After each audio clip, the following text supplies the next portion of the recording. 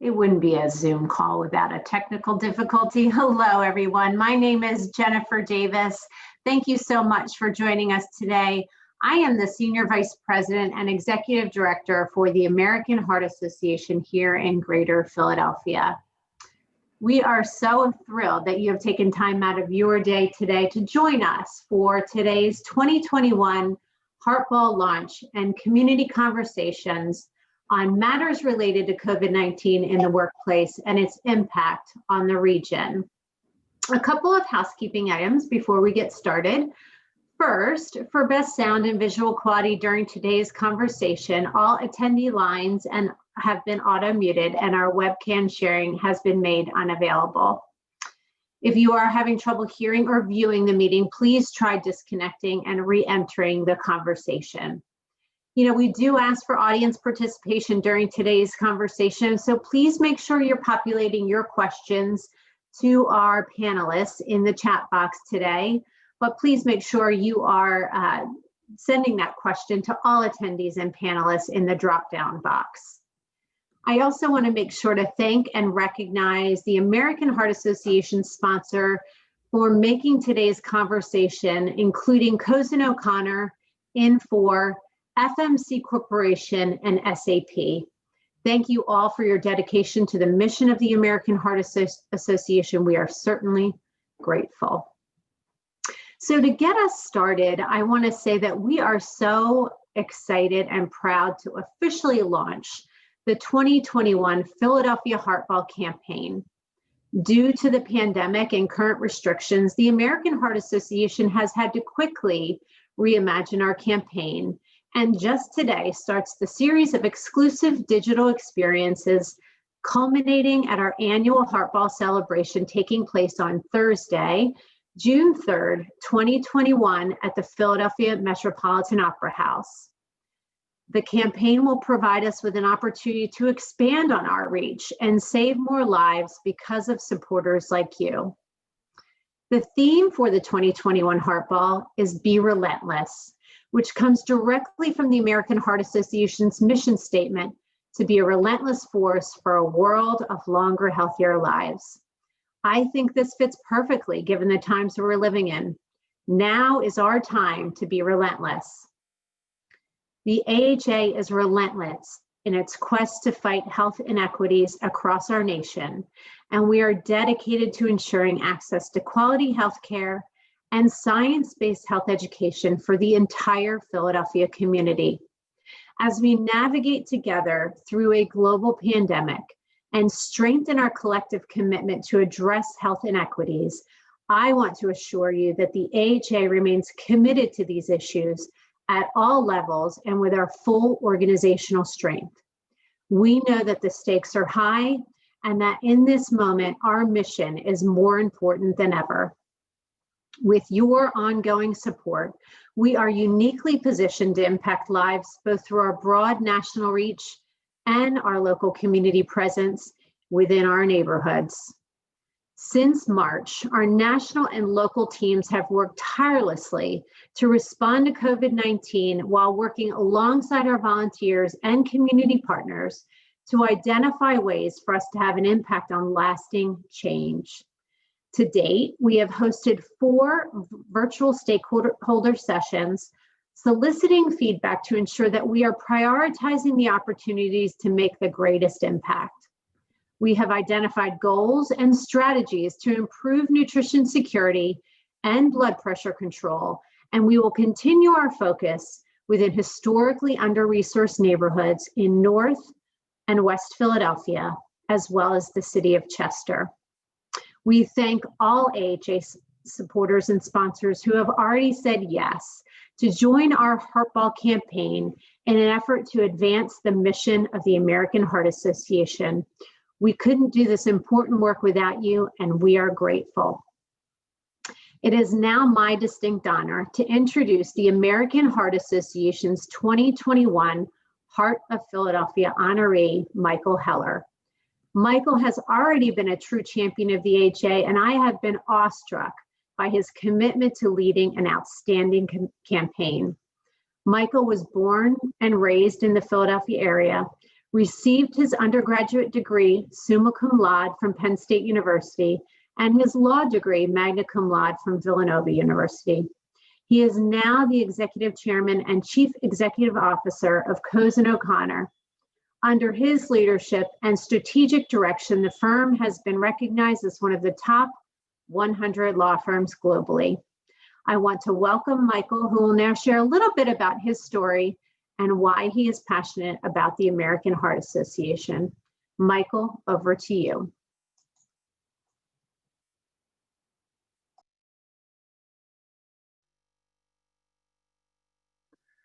Thank you, Jennifer, attendees, donors, and existing sponsors, particularly our legacy sponsor, Infor, as well as our signature sponsors, FMC Corporation and my firm, Cozen O'Connor.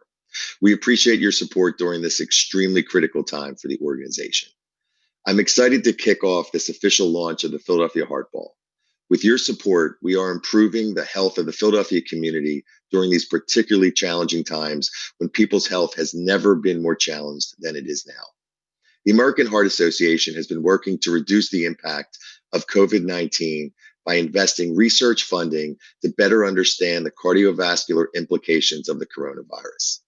The AHA is leading a nationwide education campaign, reminding the public that hospitals remain the safest place to be when medical emergencies strike, reminding people to call 911 at the first sign of a heart attack or stroke. They are providing hospitals with a free registry to aggregate data, inform treatment protocols, and identify risk factors tied to adverse cardiovascular outcomes from the coronavirus. And because of your generosity, you are helping the American Heart Association during an extremely critical time. To date, this campaign has raised over $1 million, which will enable the association to continue to advance its critical mission. I am extremely honored and humbled to be this year's Heart of Philadelphia honoree. The American Heart Association is so important to me, both personally and professionally. At Cozen O'Connor, service and leadership are among our core values. The firm actively invests in improving the health and well-being of our clients, employees, and the community. Personally, I am passionate about preventing heart disease and increasing education and awareness to help people lower their risk. It was actually about 15 years ago today that I went in for a voluntary thallium stress test. I had no noticeable symptoms, but did have family history, so I pushed my doctor to approve and prescribe the test, which he did against his better judgment.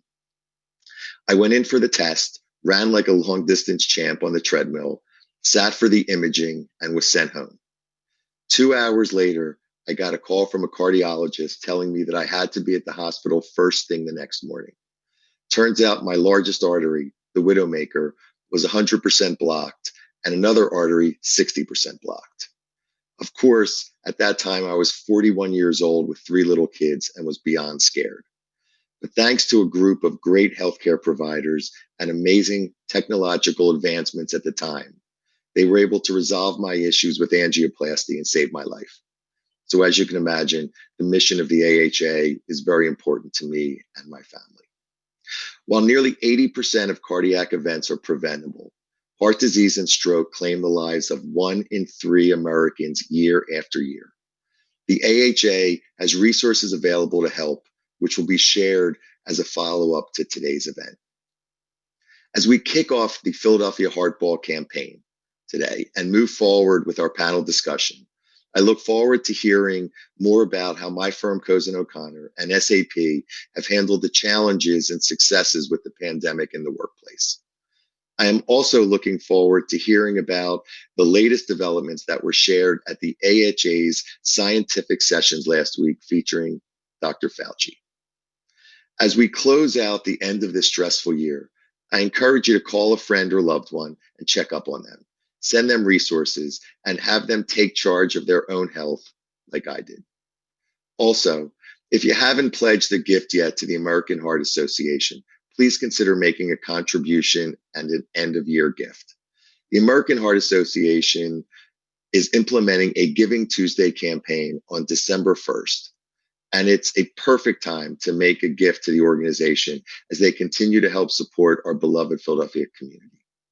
Finally, I want to thank everyone for their support again, and I look forward to celebrating the campaign's success with you on June 3rd at the Met. Stay well.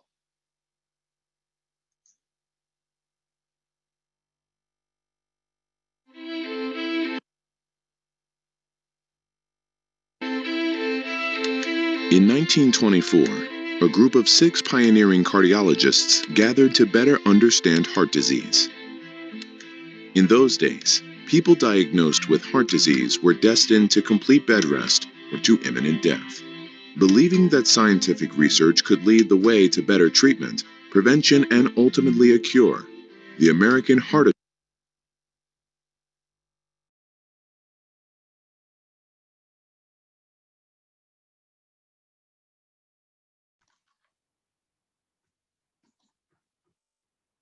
Thank you, Michael, and thank you so much for your generosity. I also want to take a moment to thank the executive cardiologists gathered to better understand heart disease. In those days, people diagnosed with heart disease were destined to complete bed rest or to imminent death. Believing that scientific research could lead the way to better treatment, prevention, and ultimately a cure, the American Heart Association was formed. The advances in diagnosing and treating cardiovascular diseases since then has dramatically improved, and there are many successes to share. But what those 6 pioneer physicians didn't plan on back in 1924 was the question, why are some people living in some neighborhoods living longer than others? Life expectancy is the largest disparity that we see in our city. When you are in Center City, people are living a long, healthy life of 88 years. If you travel 3 miles north up Broad Street, we're seeing that drop dramatically to 68 years. Philadelphia has a higher rate of premature death from cardiovascular disease than any other large city in the United States. Heart disease, chronic illness, and poor quality of life disproportionately impact low-income and minority populations in Philadelphia due to the social influencers of health.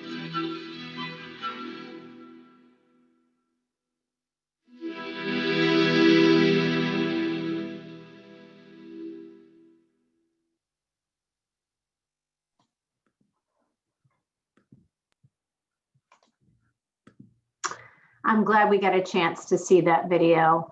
You know, it's a great reminder of how our work here at the American Heart Association all began and how much we've accomplished over the last 96 years as an organization. But it's also a stark reminder of how far we have to go to ensure health for all. As was once said, health and healthcare should not be a commodity, but rather a basic human right. I want to also thank Michael Heller and his family for their tremendous generosity and support of this year's campaign, and also to our executive leadership team who is rallying around Michael during his honorary year and again, lifting up the mission of the American Heart Association.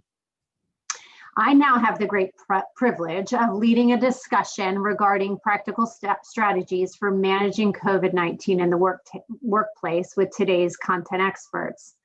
I am excited by today's panel, and I think we will all learn a lot. So joining me in the discussion today is Dr. Marielle Jessup. She is the American Heart Association's Chief Science and Medical Officer. I also have with me Lloyd Adams, Managing Director of the East Region for SAP North America. And last but certainly not least, Vincent McGinnis Jr., President and Managing Partner of Cozen O'Connor. Thank you all so much for being with us today. I am really looking forward to this robust discussion. Before we jump into the Q&A discussion or portion of this conversation, you know, I'd love to give the floor to each of you. So Dr. Jessup, perhaps we'll start with you, you know, as the physician on the panel and one with certainly a deep understanding of the pandemic that we currently find ourselves in. Can you provide us with a science-based update on where we are as a nation and perhaps Philadelphia, the health of our great city? Thank you, Jennifer. I'm happy to, and I just want to extend my congratulations to Michael for sharing your story and reminding us the mission of the AHA. So I don't have to tell you that the COVID situation is not good. I just checked today on the CDC website. In Pennsylvania alone, there's been 275,000 cases, excuse me. The good news is there's been 2.5 million negative PCR tests, and 67% of all people that test positive have actually recovered. And there have been 4.8 million PCR tests done in Pennsylvania alone. But in Philadelphia County, there's 56,000 cases and there's been 1,900 deaths. And whether it's in your county or not, it's an unacceptable mortality. So that's kind of the grim news. I can't help but think that a lot has happened since this started. I remember back in March when we all stopped traveling and stayed in our houses. Remember, we were wiping down groceries and letting our Amazon packages sit out on the porch for 2 days, because that's what we were told. And we didn't know where or how we could catch this. We couldn't do anything. We were afraid of our dogs because we weren't sure that animals didn't spread it. So we certainly have learned a lot. And when Dr. Fauci spoke at our AHA scientific session, he reviewed it all. And it was reassuring to hear how much we have learned about the virus, its parts of the virus, how people can develop immunity, the drugs that have been developed. All of that's great. And just in the last week, we've heard two really very positive news about two different vaccines, the Pfizer vaccine and the Moderna vaccine, both of which are 95% effective. That means for every 100 patients who are exposed but have been vaccinated, only 5% of those people, or 5 people, will actually get the infection, and their symptoms may be diminished. So that's great. But even though this is an infectious disease, people turn to the American Heart Association straight away, and that's because people with cardiovascular disease were the ones that were more susceptible to dying once they had the disease. So here we were at the American Heart Association fighting the biggest enemy mankind has, which is cardiovascular disease. And suddenly we had to fight a second enemy, the COVID-19, and it was our people that were getting this disease and dying. So we worked really hard to answer scientific questions about what drugs to take and what drugs not to take if your cardiovascular regimen. We worked really hard to band together with other medical societies and organizations to encourage people to do certain things and to encourage people not to do other things. And we worked really hard and gave a lot of money to research, set up a COVID registry that has been truly unique in this country and has enrolled almost 22,000 patients across the nation.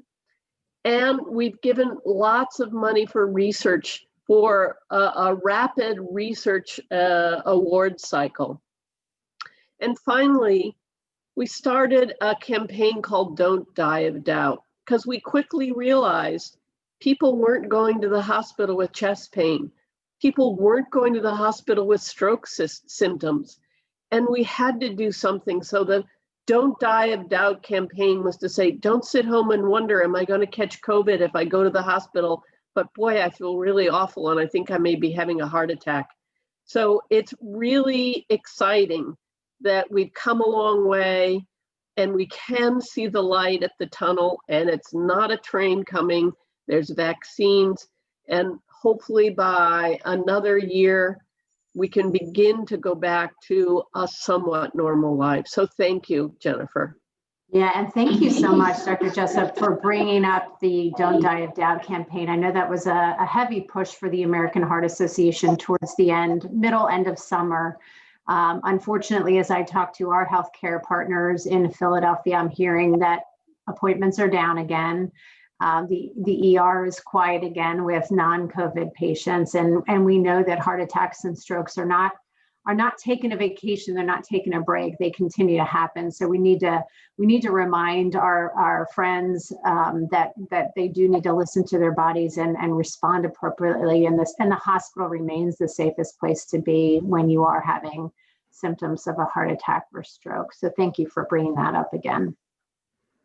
Lloyd, I want to go to you. You know, as SAP is one of the largest software firms in the world, and I have been on your campus in Newtown Square. And under normal circumstances, I know that the Newtown Square campus hosts over 2,500 employees. And now we're shut down, and all of those 2,500 employees are working remotely and are not participating in the typical campus-like environment where there's a lot of collaboration and connectivity. So talk to us a little bit about how you're supporting those employees during this trying and difficult time. Yeah, no, sure. So first, I just want to say, like Dr. Jessup did, I want to thank Michael for sharing his inspiration and his story, and to everyone at the AHA for having SAP be part of this conversation. We're a relatively new sponsor of the Heart Ball, and we're newer to the AHA, and we're really thrilled to be here. And I'm really looking forward to learning from Dr. Jessup and Vince as much as I am. You feel very fortunate to be part of this conversation. So yeah, our campus in Newtown Square it's home to our North American headquarters.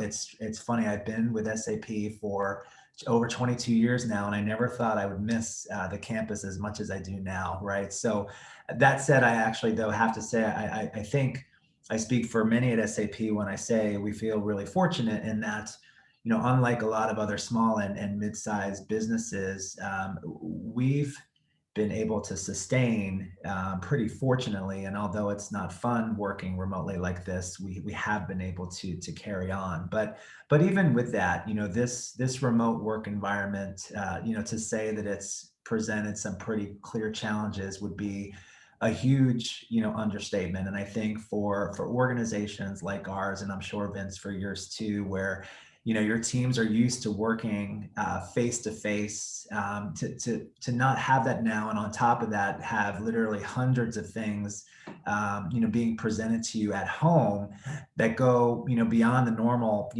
day-to-day responsibilities of the job. It's really a lot to contend with. So at SAP, we've really tried our best to implement some changes to really help our employees adjust and as best as possible maintain some semblance of normalcy in these very abnormal times. And a couple of things, just rather basic but important. We've really encouraged most of our employees to kind of turn on the webcams for team meetings, and we've tried our best to host a series of fun, engaging, initiatives, for our employees, really anything that we can do to try our best to replace, that normal day-to-day engagement that, for so long we kind of came to take for granted. Now that said, at the same time, we've really tried to be ever mindful of, employee morale, and let's face it, everybody's going to have some days, and I've had them myself. I'm sure you guys have too, where you don't feel like turning on the camera, right? It's just, you're not having, that kind of day. So we've tried to really juggle, heightening engagement, but also being really understanding that, you need to provide the flexibility so that people can maintain their health and well-being, but also, adjust and be fluid in terms of how they're feeling kind of in the moment. And if that means, keeping the webcam off that day, so be it. Another thing I guess I would mention is that, we learned early in the process, right, earlier this year, that your employees will really appreciate creativity, however you can apply it to foster even more engagement outside of the norm.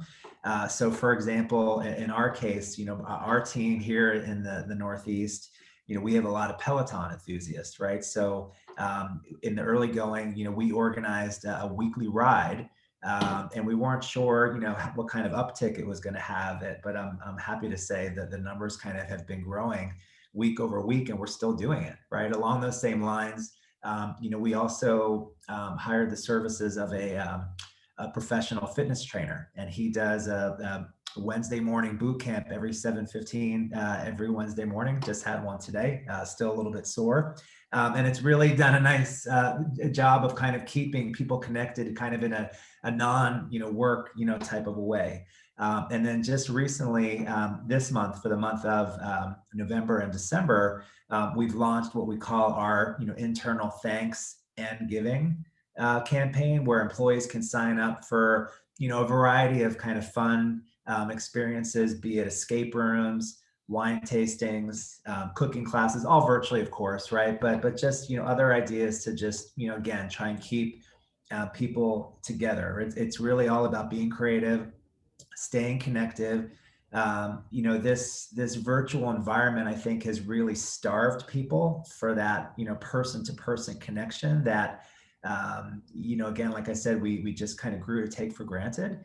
And I think one of the things we observed, early as the pandemic set in, and still see it, quite frankly, is in the absence of other alternatives, people are working harder, frankly, than ever before. And for a lot of, type A hard charging organizations, you kind of never thought that would be possible, but we're seeing that it is.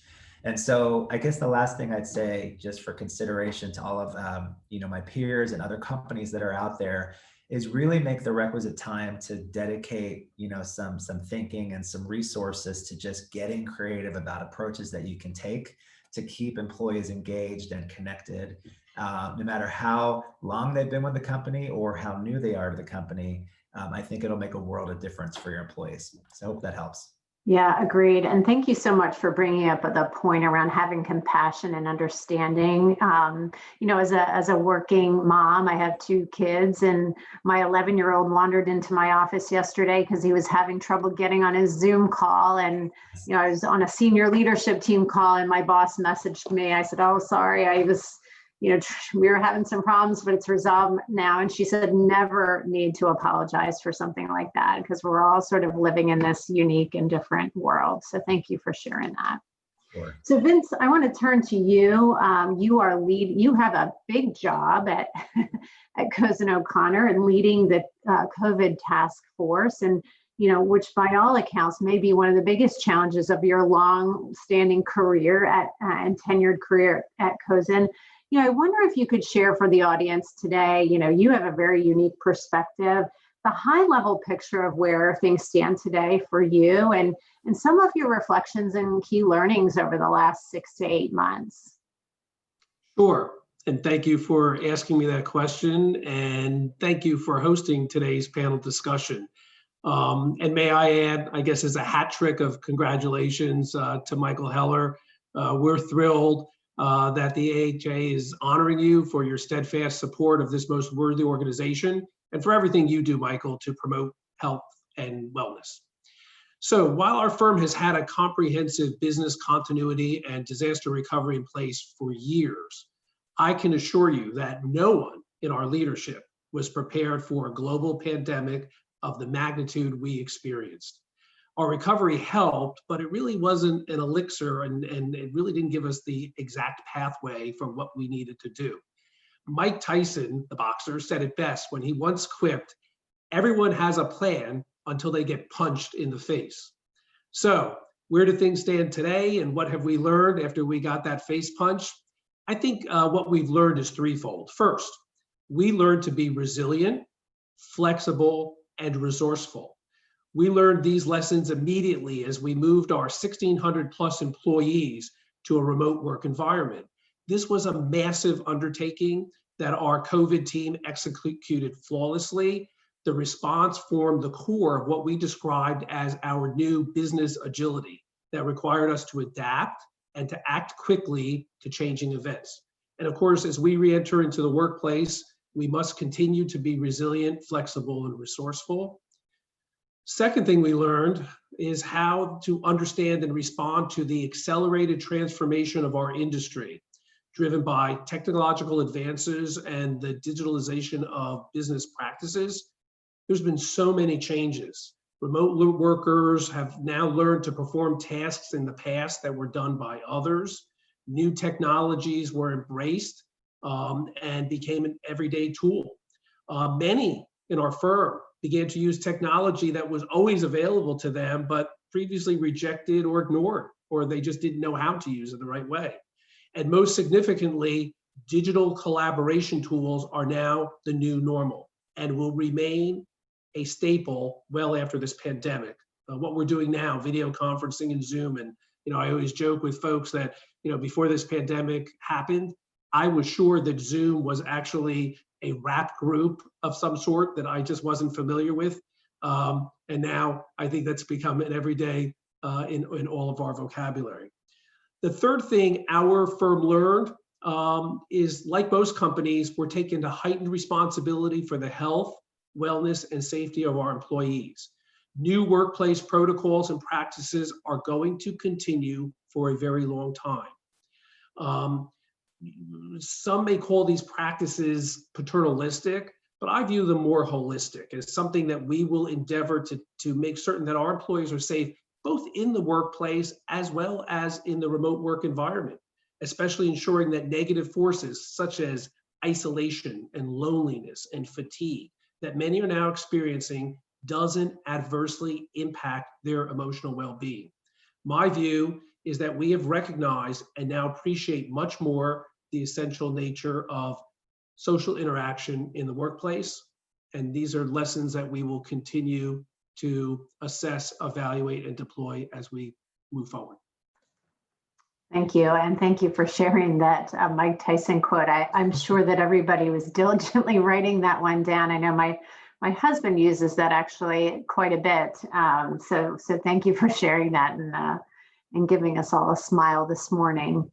That's a perfect segue for me to go to you, Lloyd, as we think about, employee engagement. It's really important.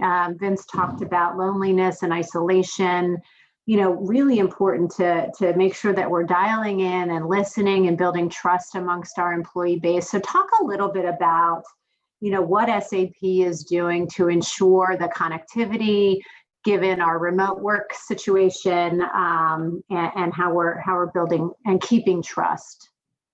Yeah, no, and it's a great question, and it's definitely evolved. I think, in the very early going, and still, to this day, I think first and foremost, we tried our best to keep our employees, health and well-being kind of at the center of everything, and always top of mind. And when the pandemic first set in, like a lot of other organizations, we were very vigilant in terms of the protocols and what to do best, not only here in the Philadelphia area, but really across North America and really globally, in terms of keeping our employees safe, when to close offices, how to close offices, canceling physical events, both internal and customer facing ones, and then eventually just restricting travel, right? And so as part of that, and as came apparent that we were going to be working remotely like this for a relatively long haul, we wanted to keep exploring how we could offer even more flexibility. So we did things like I'm sure a lot of other companies have done in terms of extending employee crisis leave, and really trying to ensure that we were evolving the culture so that people could kind of set their working schedule as individuals and as members of a team, but still take into account everything that they needed to take care of at home.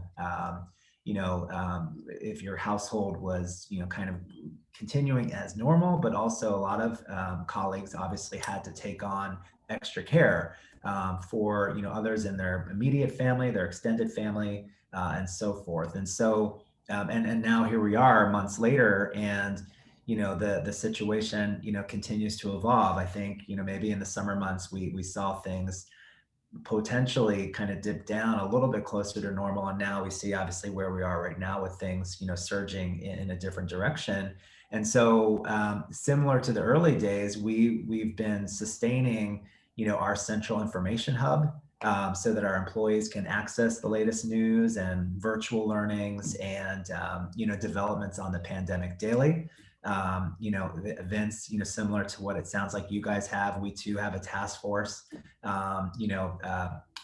fielded by employees across various groups in the organization, so that our extended employee base can contact them confidentially if they have any kind of questions or are experiencing challenges that range anything from health related, job related, IT related, you name it, right? And even if the task force doesn't have the answers, we'll make sure that it gets into the hands and the minds of those that do.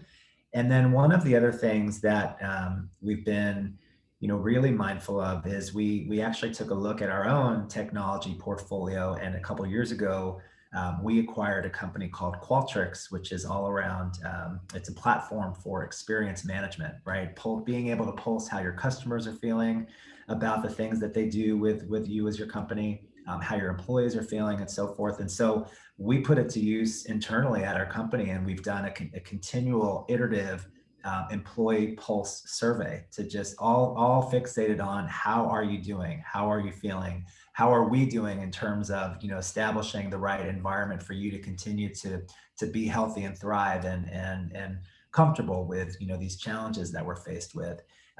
So these are just a couple of examples. I guess the one last thing that I will say, just picking up a bit from some of Vince's commentary, as a practice, just a little bit closer to home, my team, one of the things that we've been trying to be really mindful of, and I think this is applicable across many organizations, no matter how small or large, as the employee base is shifted to working almost entirely virtually. I often take for granted, I've been at my company now for 22 years, but I was thinking through the lens of somebody who may be new in the organization. And I don't mean just, new to the workforce in general. This applies to experienced hires who are just new to the organization. And to be, kind of trying to thrive in your situation, and to do so right as this pandemic hits, absent any kind of robust network in terms of how to just navigate day to day, let alone day to day in a pandemic. So we've put up kind of like just a mini focus on some of those employees who kind of fit that bill. Who's new to the team, who's new to the company, who on our extended team that has an established network is checking in with them, each week to make sure. No other reason. How are you doing? Are you okay? So every week I've got about 5 or 6 names that are different week by week that I'm just checking in with. So is my management team, and we rotate it. And it sounds, kind of, motherhood and apple pie, but you'd be surprised at how the surge that you get from people when you just do that kind of real time pulse check and check in. It's very important. So those are just a few things, I guess, Jennifer, that come to mind. Yeah, Lloyd, I think it's so important for people to feel counted. And, and you mentioned that in a couple of different ways. One was just now and checking in on them, but also through the survey and allowing people to have a voice in, sharing how they're feeling, sharing where they are. And I think that's so important as working for a large organization that people are feeling accounted and heard. So thank you for sharing that. Yeah, Vince, I want to go to you. I know during our last discussion, things have changed pretty dramatically over the last couple of weeks. And so, as we think about the return to work, I'd love to hear an update on where Cozen is with that. And, you manage an organization that's across the country and outside of the US as well. So how are you managing that return to work phase? And maybe you could talk a little bit too about, everybody's situation is very different. I talked about having kids at home. So talk a little bit about that as well. Sure, thanks. So as I mentioned in our last call, we began an early phase reentry, voluntary for people who feel that they can go back to the workplace. They don't have vulnerabilities, they don't have other obligations. And that was working fine through the spring and even into the summer. But as we've been moving toward the reentry into the workplace, we have certainly realized that this is not going to be a very easy process. I think at the last call that we had, I mentioned that we had 1,600 employees, and I was coming to learn that we were going to have 1,600 plans for reentry. But I was actually off. I think for the 1,600 employees, we're probably going to need over 2,000 plans for reentry. And I don't say that tongue in cheek. I say that because we have folks, you mentioned childcare. We have folks whose childcare commitments and obligations may change depending upon what the schools decide. And so they may have to have 2 or 3 different plans that will impact their reentry. So as I mentioned earlier, having that flexibility to change depending upon circumstances has really been an essential part of our reentry into the workplace. It's complex. We're experiencing, as we have mentioned, this resurgence that hasn't made it easy. And what will work in certain locations, depending upon the types of office that we have, depending upon commuting patterns and how people get into the workplace or not, are going to change. Offices in Harrisburg, Pennsylvania, and Burlington, Vermont have a different profile than offices in San Francisco, offices in New York City, offices in Seattle. So we have all of those complexities, and add on top of that, what I would call a timeline anxiety that was a little bit created when Pfizer and Moderna and possibly some others started announcing their vaccine announcements. And employees, many who are listening today, were most eager to hear from us, the whens and hows of our full reentry back to the workplace. And for everyone who asks, I confirm that as a fundamental premise, we're committed to following all the data and the science, which will be the grounding of how we make decisions to reenter. We're going to do it safe, we're going to do it deliberate, and we're going to do it thoughtful. And it may not have a single form, and it may not be uniform across all of our offices, but we're going to focus and we're going to make certain that the reentry is done with the best interests and safety of everyone we're employed with. So I hope I didn't duck and dodge that question, because I'd like to say this is the plan. But yeah, no, it's a tricky one to answer, because 2 weeks ago or 3 weeks ago, perhaps things were quite different than they are today. And so it's an ever-changing, there's a lot of variables, there's a lot of moving targets. And so Marielle, I'd love to bring you into the discussion, as as a healthcare organization, and as you think about reentry, some might argue that the expectations are higher because the American Heart Association is a healthcare organization. So, and as you mentioned earlier, heart disease, those with heart disease are considerably at higher risk for when contracting COVID. And so, talk a little bit about where the American Heart Association is with their reentry and the factors that they're considering as they map out the next several months. Sure, thank you. I think our story is a lot like Vincent. We started out thinking we could develop a plan, and to quote Mike Tyson, we all got punched in the face, and as many spreadsheets and plans that we developed for our over 3,500 employees and over 100 offices across the country, those plans kept changing. I think the recommendations we've made consistently week after week, month after month, were the things that everybody's heard. Wear a mask, keep 6 feet apart, don't congregate in large groups, wash your hands frequently. Our Chief Medical Officer for Prevention, Dr. Eduardo Sanchez, he said it so often, I think he probably says it in his sleep. I think one of the things that we're focusing on a lot now is, number one, encourage everybody to get a flu vaccine. I think there's a couple of reasons to do that. First of all, we don't want to have people confused by the symptoms they're having. Is this flu or is this COVID? I think the vaccine takes some issues off the table.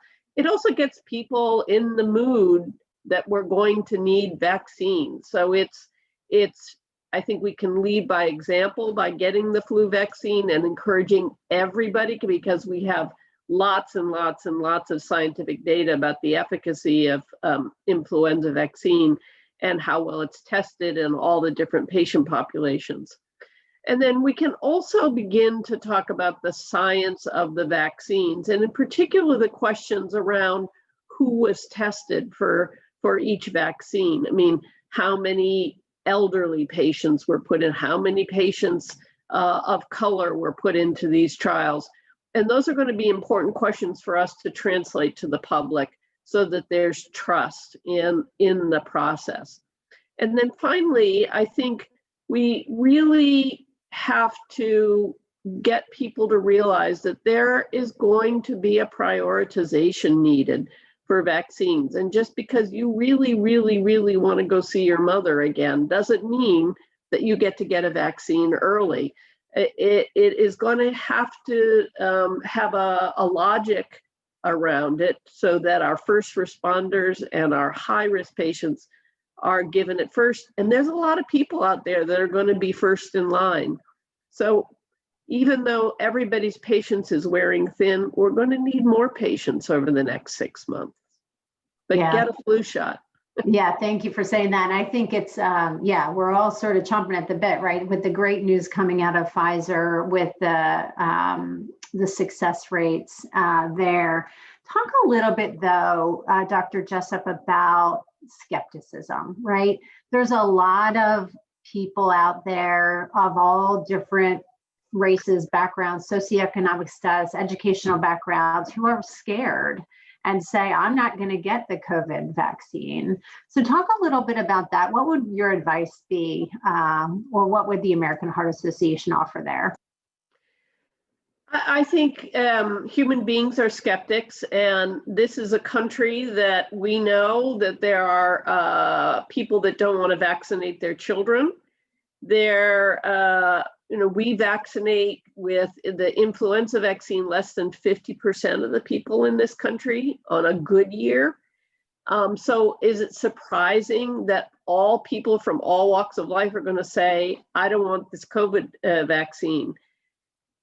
I think the American Heart Association it has already said, taking the flu vaccine saves lives. That's what I used to say to my patients when I was a practicing cardiologist.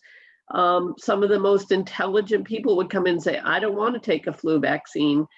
And I'd say, well, let me show you the people, the young women who've just delivered a baby who is on a heart-lung machine because they have the flu, and then maybe you'd like to reconsider. So that certainly isn't going to convince a lot of people, because I can't believe that people don't realize that COVID is a killer. But I think for those people who aren't going to take the vaccine, our message about wearing masks and staying socially distant is going to be all the more important. And we are going to have to wear masks for at least another year until a critical number of people do take the vaccine. So I think we can only push the science, push the effectiveness, be transparent with all the vaccines and the people tested, and do the best we can. Thank you. Yeah, and I wonder if there's a question from the audience about just caution fatigue. I think you mentioned it a little bit, but especially with the holidays coming up, as we get close to the holidays, what's the message there? I think the message is that we have sacrificed in the past as a country. We sacrificed during the wars. We have sacrificed many times successfully as a country together. And yes, we're fatigued, and yes, we miss our family, and yes, we miss hugging, but we have to do it longer, and we can do this. I think it's not an easy message, and as Vince said, it probably requires a personalized message for everyone else. My heart goes out to young working mothers who've got kids at home. I don't know how they're doing it. I can barely manage working from home with just a dog that likes to bark. So I don't know what it must be to have to not only have kids at home, but you have to make sure they're on their Zoom so that they can watch classes. I mean, that's a big job. So I think we have to be, as Lloyd said, very sympathetic and understanding and creative.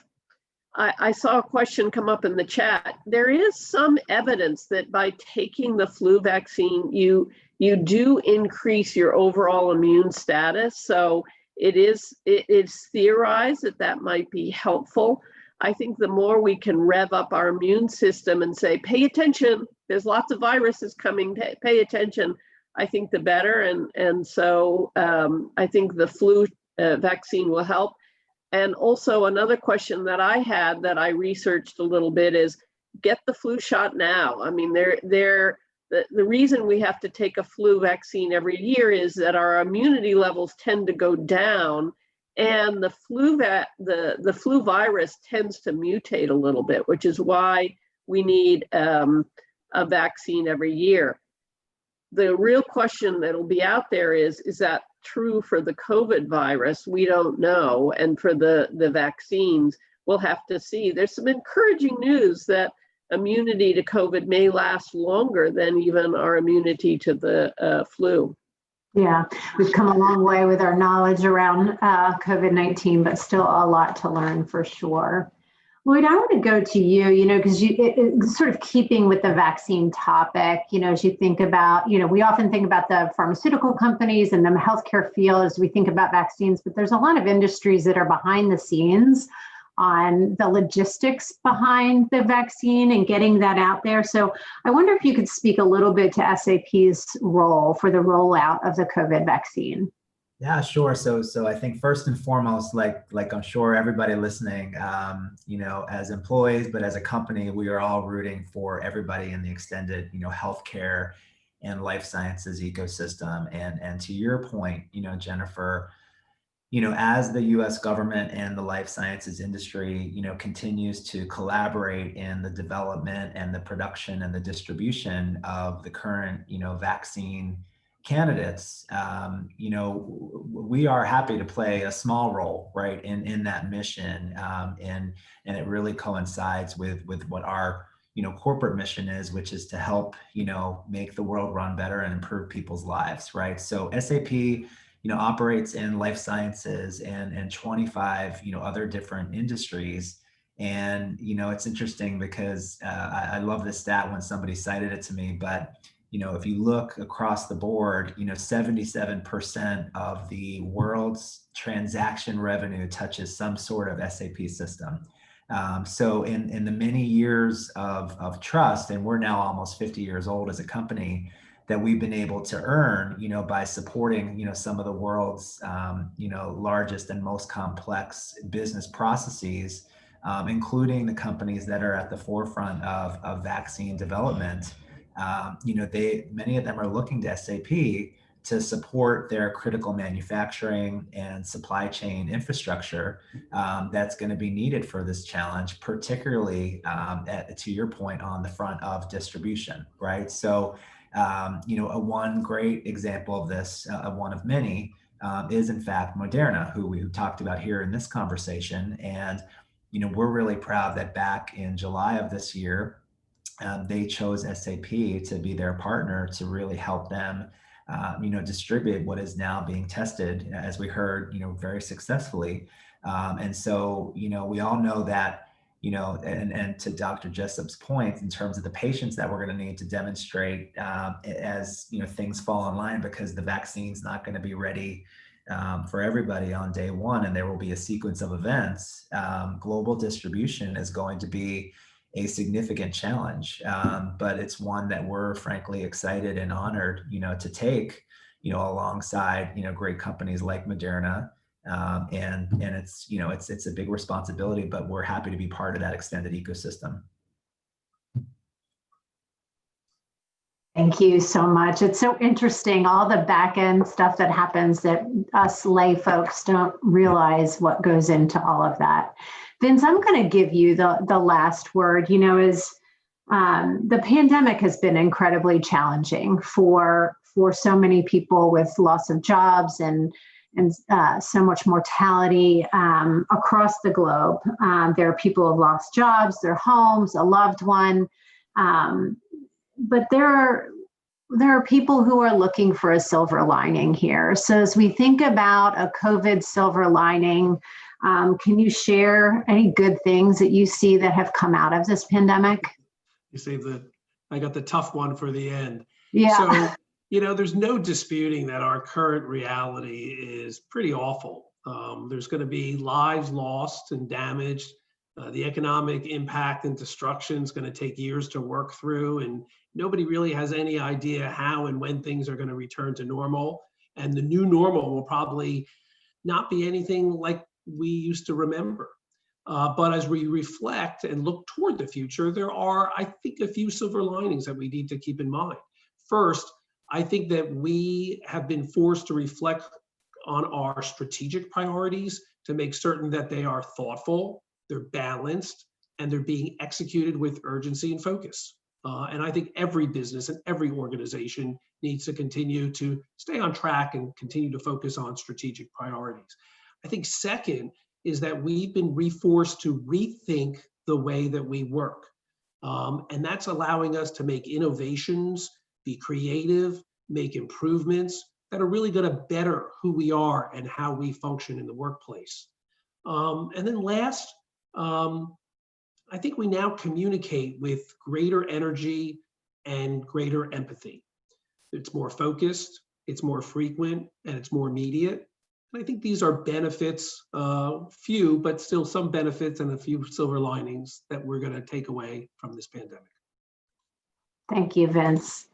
And thank you to Dr. Jessup, Lloyd, and you again, Vince, for being with us here today. And as we close out our 2021 Heartball launch, I want to once again thank our sponsors for making this possible and for standing beside us during this difficult time. I also want to re-thank our Heart of Philadelphia honoree, Michael Heller, and our executive leadership team. I want to close out the program with an exciting announcement about one of our longstanding and dedicated volunteers, Dr. Deborah Crabb. Dr. Crabb has been nominated to receive the American Heart Association's esteemed Dr. Edward S. Cooper Award, of which Dr. Jessup has been an awardee of that as well. Dr. Cooper is the American Heart Association's very first African-American president. Dr. Crabb graduated from Howard University College of Medicine and currently serves as an attending physician at the Temple Heart and Vascular Institute. Most recently, she is leading a project that addresses inequities in healthcare, focusing in North Philadelphia, something that the pandemic has put a greater focus on. We know that low-income and underrepresented communities have been disproportionately impacted by COVID-19, but are too often not included in research. And that's why her work is so important. Because of her commitment to addressing health inequities and her dedication to the American Heart Association, it is my great honor to introduce Dr. Deborah Crabb, the American Heart Association's 2021 Dr. Edward S. Cooper recipient. My name is Dr. Deborah Crabb. For the past 20 years, I've specialized in women's cardiovascular health and currently serve as an attending physician at the Temple Heart and Vascular Institute of the Lewis Katz School of Medicine at Temple University. I'm also a long-term volunteer of the American Heart Association, working to advance education and awareness of cardiovascular disease in women, especially among women of color, and I've done that for over a decade. Recently, I've received national funding to incorporate patient perspectives among African American and female patients so that we can develop a set of research priorities and a research agenda on COVID-19. I am proud and honored to accept Dr. Edward S. Cooper Award on behalf of the Cooper Committee. Dr. Edward S. Cooper, MD, is Emeritus Professor of Medicine at the University of Pennsylvania and served at the American Heart Association for 30 years. In 1992, he became the first African American president of the organization. During his tenure as AHA president, Dr. Cooper helped to address the special healthcare needs of people of color. He placed particular emphasis on preventive healthcare and health education for minorities, who are 6 times more likely to die from heart disease. As a member of an underrepresented group of Americans in the healthcare profession, he actively recruited other minorities to the medical field.